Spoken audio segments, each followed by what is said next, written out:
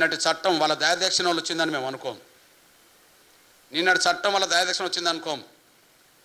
రేవంత్ రెడ్డి గారు నిన్నటి వరకు టీడీపీలో ఉన్నాడు, కాంగ్రెస్లో రాకముందు. టీడీపీలో అంటే గౌరవ చంద్రబాబు నాయుడు గారి ఆధ్వర్యంలో నాయకుడిగా కార్యకర్తగా పనిచేసిండు. ఒకవైపు చంద్రబాబు నాయుడు గారు అక్కడ వర్గీకరణ విషయంలో ముందడుగేస్తున్నాడు. ఒకవైపు చంద్రబాబు నాయుడు గారు ఆంధ్రప్రదేశ్లో వర్గీకరణ ముందడుగుతున్నాడు. ఆయనకు ఈయనకు తేడా ఏంటంటే, ఆయన ఇచ్చిన మాట నిలబెట్టుకునే కాడ 99% ఉన్నాడు. ఇక్కడ మాట తప్పి మాదిగల్ని మోసం చేసిండు. సాక్ష్యం, వర్గీకరణ జరిగేంత వరకు నోటిఫికేషన్లు ఇవ్వమని ఆయన చెప్పిండు. ఇప్పటికీ ఒక నోటిఫికేషన్ ఇవ్వలే. కానీ వర్గీకరణ జరగకుండానే నోటిఫికేషన్ ఈ ప్రభుత్వం ఇచ్చేసింది. గత నోటిఫికేషన్లకు వర్గీకరణ వర్తింపజేస్తామని రేవంత్ రెడ్డి గారు అన్నాడు. కానీ ఆ మాట నిలబెట్టుకోలేకుండా మాదిగల్ని మోసం చేసిండు. అక్కడ ఇక్కడ తేడా ఏంటంటే, ఇక్కడ మాదిగలు పోయినప్పుడు మాదిగల మాట మాట్లాడిండ్రు, ఆయన మాలలు పోయినప్పుడు వాళ్ళకు తలొగ్గిండు అనడానికి ఒక సాక్ష్యం చెప్తున్నాను. ఇద్దరిని కూర్చుండబెట్టి ఎందుకు మాట్లాడలే? డిప్యూటీ సీఎం మాలల వైపు ఉన్నాడు, మాదిగల పేరుతో దామోదర నరసింహ ఉన్నాడు. ముఖ్యమంత్రి ఇద్దరిని కూర్చుండబెట్టి ఎప్పుడన్నా మాట్లాడిండా? కానీ చంద్రబాబు నాయుడు గారు అక్కడ మాల మంత్రిని మాదిగ మంత్రిని కూర్చుండబెట్టి మాట్లాడిండు. ఆడ హోంశాఖ మంత్రి మాదిగ అమ్మాయి మా సోదరి అనితవుతే అక్కడ స్వామి అని రామాంజనేయ స్వామి అని ఒక దళిత మా మాల తమ్ముడు సోషల్ వెల్ఫేర్ మినిస్టర్. వీళ్ళిద్దరితో మాట్లాడిండు. వీళ్ళిద్దరు వర్గీకరణ కోరుకున్నారు కదా. అక్కడ చంద్రబాబు నాయుడు గారు అందరితో మాట్లాడిండు కదా. మరి మీరెందుకు అందరితో కలిపి మాట్లాడలే? రెండోది, అక్కడ మాలా మాదిగ ఎమ్మెల్యేలతో సమావేశం జరిపిండు కదా. అక్కడ మాలా మాదిగ ఎమ్మెల్యేలతో సమావేశం జరిపిండు కదా. మాలా మాదిగ ఎమ్మెల్యేలు కూడా వర్గీకరణ జరగాలని కోరుకున్నారు కదా. ఇక్కడ మాలా మాదిగ ఎమ్మెల్యేలను కలిపి ఎందుకు ముఖ్యమంత్రి సమావేశం ఏర్పాటు చేయలే? వీళ్ళు కలిస్తే వీళ్ళ మాట, వాళ్ళ కలిస్తే వాళ్ళ మాటకు చెప్పి అంతిమంగా మాలలు ఒత్తి తలకి మాకు ద్రోహం చేయడమే కనిపించింది. కానీ ఇద్దరిని సమన్వయం చేసి వర్గీకరణ ప్రక్రియను న్యాయబద్ధంగా ముందుకు నడిపిస్తామనే ఆలోచన మీకు లేదు కదా. చంద్రబాబు అక్కడ చేసిండు కదా, గౌరవ చంద్రబాబు నాయుడు చేశారు కదా. ఇక పోతే ఇక్కడ షమీమ్ అఖ్తర్ కమిషన్ గా ఉన్నారు. షమీమ్ అఖ్తర్ కమిషన్ ముందు మాలా మాదిగ ఎమ్మెల్యేలు కలిపి అక్కడికి కలిసి వెళ్ళారా? కానీ అక్కడ గౌరవ రాజీవ్ రంజన్ మిశ్రా గారు 2 సార్లు మాలా మాదిగ ఎమ్మెల్యేలతో సమావేశం ఏర్పాటు చేశాడు. 2 సందర్భాల్లో మాలా మాదిగ ఎమ్మెల్యేలపై వర్గీకరణ కోరుకుంటూ వినతి పత్రాలు ఉమ్మడికి ఇచ్చేశారు. అక్కడ అందరినీ కలుపుకొని, అందరి సలహాలు తీసుకొని, అందరి సూచనలతో వర్గీకరణ ప్రక్రియను ఘర్షణ లేకుండా ముందుకు తీసుకెళ్ళిండు. మీ దృష్టికి తీసుకొచ్చే విషయం ఏంటంటే, నేను తెలంగాణ రాష్ట్రంలో తెలంగాణ గడ్డ మీద ఉన్నా. కానీ ఉమ్మడి ఆంధ్రప్రదేశ్లో ఎస్సీ వర్గీకరణ అమలు కోసం ఉద్యమం మొదలుపెట్టింది ఎక్కడ? ఆంధ్రప్రదేశ్ ప్రాంతంలో, ప్రకాశం జిల్లాలో. ఓకే, మాదిగలతో పోల్చుకుంటే మాలలు ఎక్కువ ఉన్నది ఎక్కడ? ఆంధ్రలో. అందుకని అక్కడ 6.5 మాదిగలకు వస్తే 7.5 మాలలకు వచ్చింది. మాలలు ఎక్కువనే కదా. అంటే ఆంధ్ర రాష్ట్రంలో, ఆంధ్ర ప్రాంతంలోనే ఎంఆర్పిఎస్ ఉద్యమం మొదలైంది. వర్గీకరణ వ్యతిరేక శక్తులు ఎక్కువ ఉన్నది కూడా అక్కడనే. వర్గీకరణకు వ్యతిరేకంగా మాల మహానాడుకు నాయకత్వం వహించింది కూడా అక్కడి నుంచే. మరి వర్గీకరణకు వ్యతిరేకమైన మాలలు ఎక్కువ రాష్ట్రంలో చంద్రబాబు నాయుడు గారు మాలా మాదిగల్ని కూర్చుండబెట్టి వాళ్ళ సలహాలు తీసుకొని, వాళ్ళ సూచనలు తీసుకొని, అక్కడ ఎలాంటి భిన్నాభిప్రాయాలు ఘర్షణ పెరగకుండా సమస్య పరిష్కారానికి ఆయన చొరవ తీసుకున్నాడు. ఇక్కడ మాదిగలు ఎక్కువ ఉన్న ప్రాంతంలో, మాలలు తక్కువ ఉన్న రాష్ట్రంలో కనీసం మాలా మాదిగలను కూర్చుండబెట్టుకొని వర్గీకరణ ప్రక్రియను ఒప్పించి మెప్పించి భిన్నాభిప్రాయాలు లేని పద్ధతిలో పరిష్కరించడానికి ఏమైనా ప్రయత్నం చేసిండంటే చంద్రబాబు నాయుడు గారు అక్కడ చాలా న్యాయబద్ధంగా ముందుకు సాగిపోతున్నాడు. మొన్ననే క్యాబినెట్ తీర్మానం జరిగింది, రేపు శాసనసభలో తీర్మానం జరగబోతుంది, ప్రక్రియ అయినా ముందుకు నడిపించబోతున్నాడు.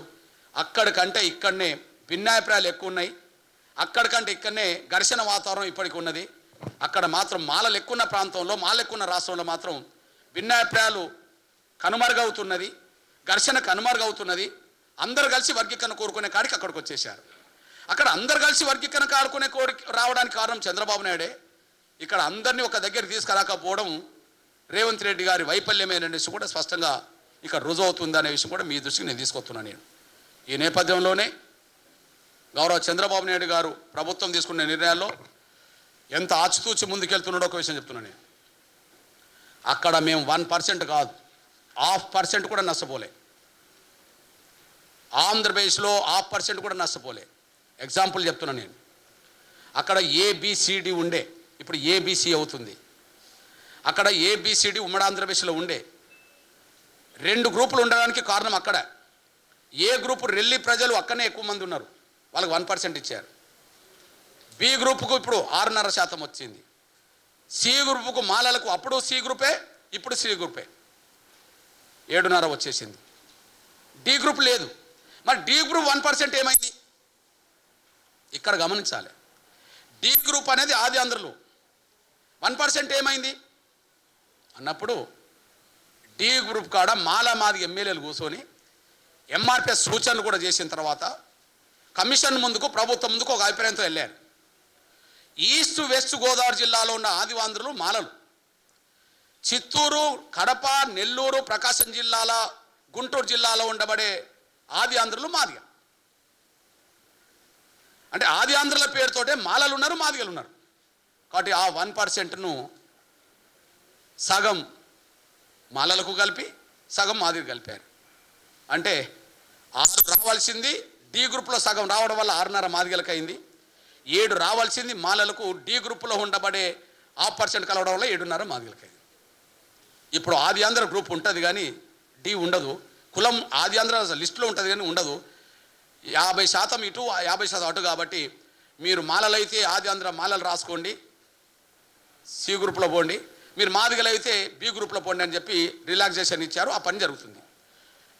అంటే ఒక గ్రూపులో ఉండబడే ఒక సెక్షన్ని 2 వర్గాలు పంచుకునే విధంగా చేసింది సమన్వయంతో కదా, అందరి అభిప్రాయంతో కదా. లేకపోతే ఆ సమస్య అట్లనే ఉంటుంది కదా. ఆది ఆంధ్రలను డి గ్రూప్లో సి గ్రూప్లో కలిస్తే 1 సైడ్ పోయేది. కానీ అట్లా 50-50 చేయడం జరిగింది. ఇదంతా చేయడానికి కారణం ఏంటిది? అక్కడ వర్గీకరణ అంశం మీద అత్యంత అవగాహన గల వ్యక్తి ఎవరు? చంద్రబాబు నాయుడు గారు.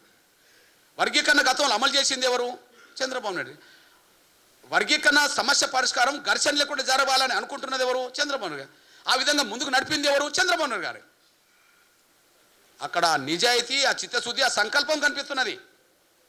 వర్గీకరణ జరగాలి, మాదిగలు కలిసి ఉండాలని అక్కడ కోరుకుంటున్నాడు. ఇక్కడ వర్గీకరణ జరగాలి, ఎవరి ఘర్షణ వాళ్ళు పడాలని ఇక్కడ మనం అనుకున్నట్టున్నది. మాదిగలు రోడ్ ఎక్కాలి, బుడగ జంగాలు రోడ్ ఎక్కాలి, నేతకానులు రోడ్ ఎక్కాలి, ఈ ఘర్షణ కొనసాగుతూనే ఉండాలని చెప్పి ఈయన అనుకున్నట్టున్నది.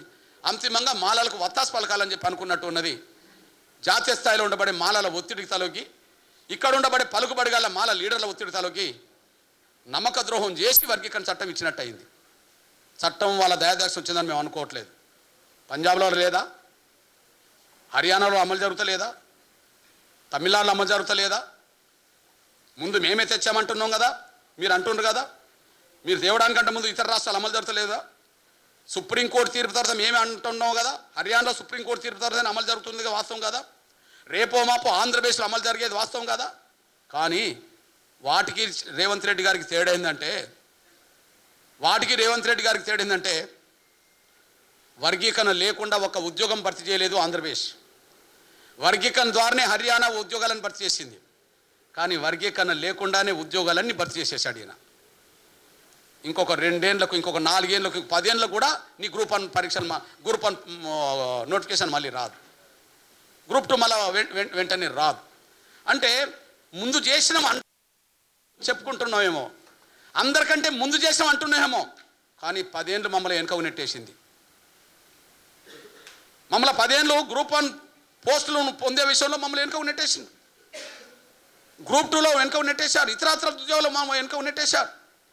ఇవాళ మీరు చట్టం తెచ్చినాం అంటున్నారు, ఇంకో 10 ఏళ్ళకు మమ్మల్ని వెనుక నెట్టేసినట్టే కదా. ఎవరికోసం మమ్మల్ని వెనుక నెట్టేశారు? మాలకు దోషపెట్టడానికే కదా. ఈ విషయాన్ని మేము మా ప్రజల్లోకి తీసుకెళ్తాం. విజయోత్సవం మా పోరాట ఫలితం అంతే. చట్టం సాధించుకోవడం అనేది ఇక్కడేంది, రేపు ఆంధ్రప్రదేశ్లో సాధించుకోవట్లేదా? రేపు కర్ణాటకలో మేము సాధించుకోమా? కర్ణాటకలో మేము సాధించుకోలేమా? ఆంధ్రప్రదేశ్లో సాధించుకోపోతలేమా? ఇక్కడ మీరు చట్టం తీసుకొచ్చామని చెప్పుకోవడం కాదు, చట్టం రావడానికి ఎంత మోసం జరిగిందో అది చెప్తాం మేము. ఈ మోసానికి కారకుడు రేవంత్ రెడ్డి, ఈ మోసానికి కారకుడు దామోదర నరసింహే.